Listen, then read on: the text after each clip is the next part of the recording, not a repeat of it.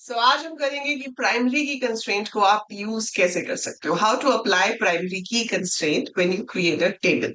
जब आपको एसक्यूएल में टेबल क्रिएट करना है उस टाइम पर आप प्राइमरी की कंस्ट्रेंट दोगे कैसे।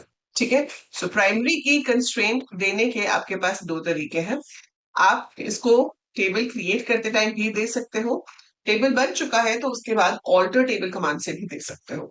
जैसे आपको यहाँ पर टेबल क्रिएट करना है तो आपने लिखा क्रिएट टेबल स्टूडेंट। ठीक है, and then you start with your field definition. जैसे कि मैंने कॉलम का नाम लिखा है एडमिशन नंबर, कॉलम का डेटा टाइप क्या है, इंटीजर है, और ये क्या है, ये प्राइमरी की है। मैंने यहाँ पर लिख दिया admission number space integer space primary space की, तो स्पेसेस आएंगे बीच में। ऐसे आपने बता दिया कि भाई ये हमारी प्राइमरी की होने वाली है। ऐसे ही आप यहाँ पर नेम यूज कर सकते हो, नेम varchar 30। इसके आगे मैं लिख सकती हूँ नॉट नल। नॉट नल लिखने से क्या होगा कि अब ये जो नेम है इसको हम ब्लैंक नहीं छोड़ सकते, हमें इसकी वैल्यू देनी ही पड़ेगी। अगर इंसर्ट करते टाइम मैंने इसको ब्लैंक छोड़ा तो एरर आ जाएगा, वो इसमें ब्लैंक वैल्यू एक्सेप्ट करेगा ही नहीं। तो नॉट नल का फायदा ही यही होता है कि हम ये बता सकते हैं कि इस कॉलम में खाली नहीं छोड़ना है, इसकी वैल्यू लेनी ही लेनी है। ठीक है। ऐसे करके हमने पूरा टेबल बना लिया। वन ऑप्शन इज दिस, इस तरह से हम प्राइमरी की दे सकते हैं। दूसरी ऑप्शन क्या है, दूसरी ऑप्शन होती है टेबल लेवल कंस्ट्रेंट्स में आप लिख सकते हो। जैसे कि आपने यहाँ पर बनाया क्रिएट टेबल स्टूडेंट। ठीक है। फिर आपने यहाँ पर पहले अपने सारे कॉलम्स बता दिए, एडमिशन नंबर हो गया, इंटीजर, नेम हो गया, varchar। ठीक है। और जो भी आपको चाहिए था, यू टेकन देम ऑल। जब आपने ये सब ले लिए तो लास्ट में जाकर लास्ट लाइन में आप लिखोगे प्राइमरी की और ब्रैकेट में कॉलम का नाम। हम ऐसे भी दे सकते हैं।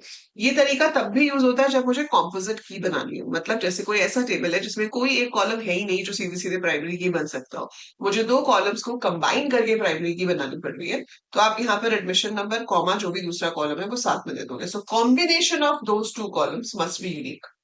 कॉम्पोजिट की का मतलब क्या होता है कि उन दोनों का कॉम्बिनेशन जो है वो यूनिक होना चाहिए। फॉर एग्जाम्पल, आपके पास एडमिशन नंबर नहीं है, आप क्लास और रोल नंबर को मिलाकर प्राइमरी की बनाना चाहते हो, वहां पर हम इसको यूज कर सकते हैं। ठीक है। दूसरा है कि टेबल तो बना लिया, टेबल तो बन चुका है, लेकिन उस टाइम पे प्राइमरी की नहीं बनाई और बाद में याद आता है कि प्राइमरी की बनानी थी, तो आप यहाँ पर लिख सकते हो ऑल्टर टेबल, टेबल का नाम, और फिर यहाँ पर हम लिखेंगे एड प्राइमरी की ब्रैकेट में एडमिशन नाम, लाइक दिस। ठीक है।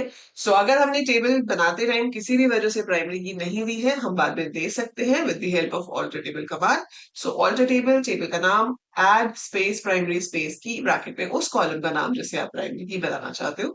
वो सिंगल कॉलम भी हो सकता है, कॉम्पोजिट भी हो सकता है।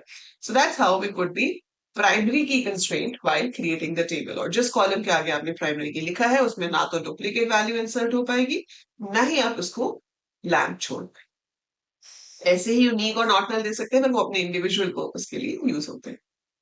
That's it for this. फटाफट से लाइक कर दो, सब्सक्राइब कर दो, and I will see you in the next video with the next constraint.